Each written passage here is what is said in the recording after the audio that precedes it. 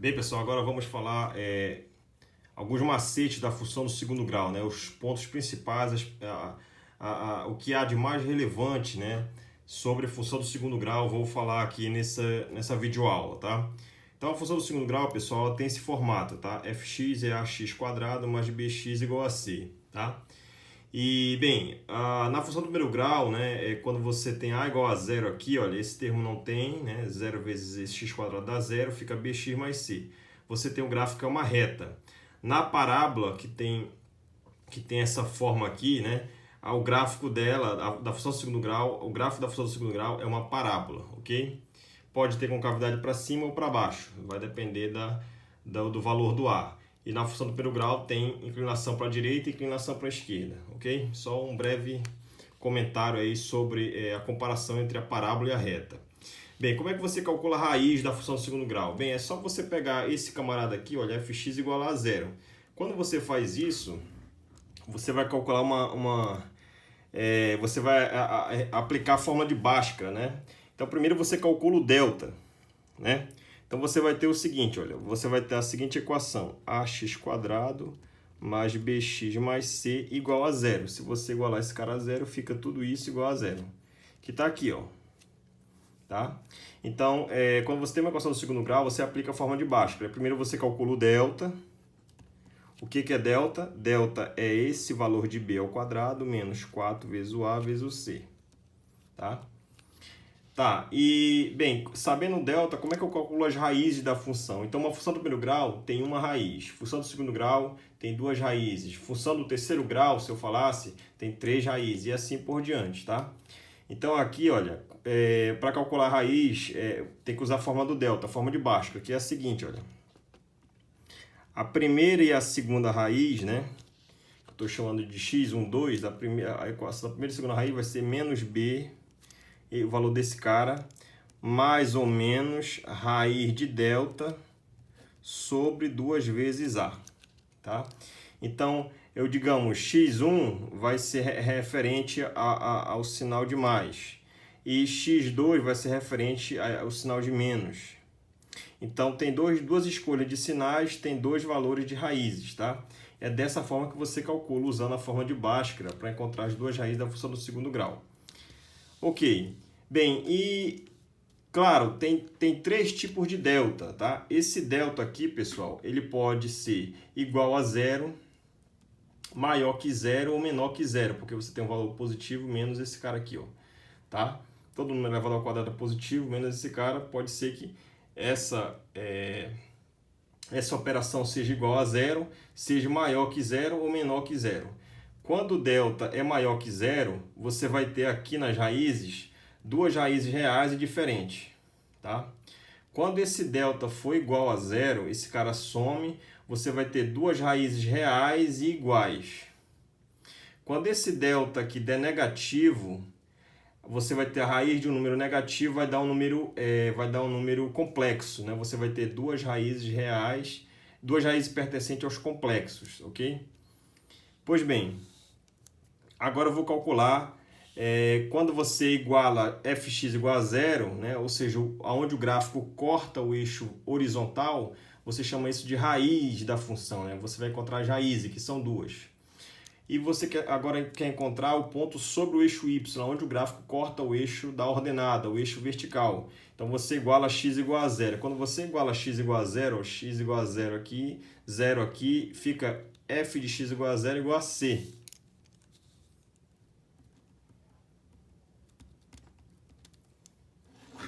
Ou seja, você vai ter o seguinte, o gráfico ele vai cortar o eixo vertical exatamente no ponto C, tá?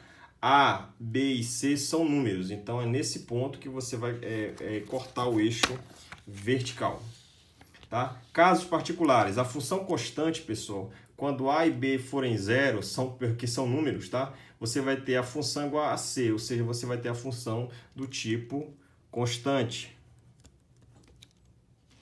tá? Quando A e C foram nulos, né? A e C for nulo, você vai ter a própria função afim, que é fx igual a bx. Né? Você pode fazer o comparativo aqui. a função constante e a função afim são casos particulares da função do primeiro grau completa.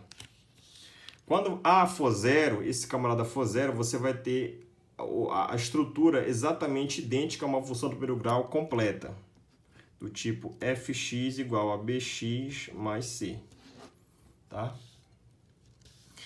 Agora, a concavidade, né? O que significa concavidade? Significa se ela é concavidade para cima, a parábola está para cima ou para baixo.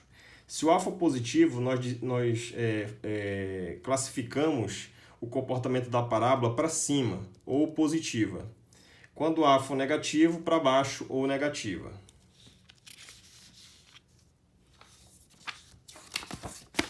Agora vamos olhar aqui os pontos de máximo e mínimo da função. Então, é chamados x do vértice e y do vértice. O x do vértice é calculado como sendo menos b sobre 2a. Lembra que b, a e c são números, então é só dividir aqui, multiplicar pelo sinal de menos, você vai ter o x do vértice. E o y do vértice é menos delta sobre o 4a, e o delta é b quadrado menos 4ac. Então, é dessa forma que você calcula o x do vértice e o y do vértice, os chamados pontos de máximo e mínimo da função.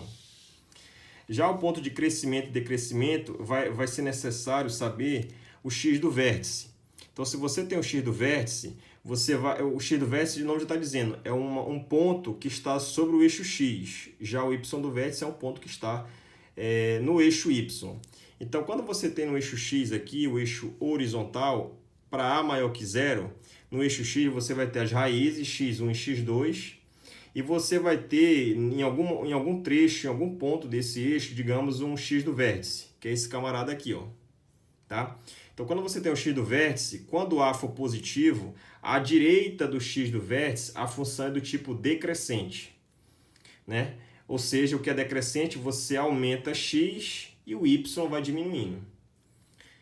Ou, se você diminuir x, o y aumenta. Já aqui, à direita do x do vértice, você vai ter a função do tipo crescente, ou seja, o aumento x, o y aumenta. Diminui o x, diminui o y, tá? Bem, então, exatamente sobre o x do vértice, você vai ter um ponto de, no caso aqui, se A for positivo, você vai ter um ponto de mínimo, tá? Você vai ter um ponto de mínimo. Então, é dessa forma que você analisa a parte tanto crescente quanto decrescente da parábola, da função, que é o gráfico da função do segundo grau, à direita e à esquerda do x do vértice. Tá? Aqui à esquerda decrescente e à direita crescente. Quando A for negativo, né, a concavidade da parábola é para baixo, você vai ter as raízes ainda e vai ter lá em um ponto do eixo x, o x do vértice. À esquerda dele você vai ter uma função do tipo crescente e à direita você vai ter uma função do tipo decrescente. Bem, quais são os gráficos da minha função? Então, a minha função, lembrando, ela é ax² mais bx. Tá? Esse quadrado está aqui, tá? Perdão, só para corrigir, esse quadrado não é a ao quadrado, é x ao quadrado, tá? É ax² mais bx mais c. Então, essa é a função do segundo grau. Então, quando eu tenho três possibilidades, né? Já que eu tenho três tipos de delta, e maior que zero, igual a zero e menor que zero, eu fiz aqui, olha. Então, o gráfico é a parábola, está aqui os três casos. Então, o A é positivo para esses três casos aqui. E aí você vai ter, quando o delta for maior que zero, são duas raízes reais e diferentes. Você vai ter que os valores das raízes, olha, dois valores. Exatamente aqui no ponto médio entre eles, você vai ter aqui, digamos, ao x do vértice, tá? Que é um ponto de mínimo da função, é a parte mais baixa da função, tá? Que é o ponto de mínimo, e associado a esse ponto, já que é um par ordenado, tem uma coordenada x e tem uma coordenada y. Essa é x do vértice, aqui é y do vértice. O gráfico corta o eixo vertical no ponto C e o gráfico corta o eixo horizontal nas raízes da função x1 e x2 aqui, olha, tá? Quando o delta ele é igual a zero, eu tenho duas raízes reais e iguais, ou seja, elas são duas raízes, o gráfico toca um único ponto do eixo horizontal, que é uma única, são duas raízes iguais, tá? Aqui são dois pontos diferentes. Então, você vai ter concavidade para cima, positiva, x1 e x2 são idênticos e é igual a x do vértice. E o y do vértice é igual a zero, tá? Já aqui, quando o delta ele é menor que zero, você vai ter duas raízes imaginárias e a priori distintas, né? Pode ser que seja distinta ou igual, não sei. Então aqui você vai ter aqui, olha, você vai ter o gráfico para cima, o gráfico não toca o eixo X. Aqui você só vai ter o X do vértice, que é esse ponto, é o ponto de mínimo, e o Y do vértice, tá? Para esses três casos aqui, o X do vértice e o Y do vértice sempre é o ponto de mínimo, percebe? É o ponto mais baixo da parábola. E a concavidade dela, em outros três casos, é para cima. E se você colocar a concavidade para baixo, como é que fica? Tá aqui, ó. Só para fazer um comparativo aí. Tá aqui os três casos. Então, você vai ter aqui, olha. Aqui, A é negativo e delta positivo. Então, é o mesmo gráfico de cima, só que a parábola é para baixo. Aqui, delta igual a zero, A negativo. É o mesmo gráfico de cima, só que a parábola é para baixo. Ok?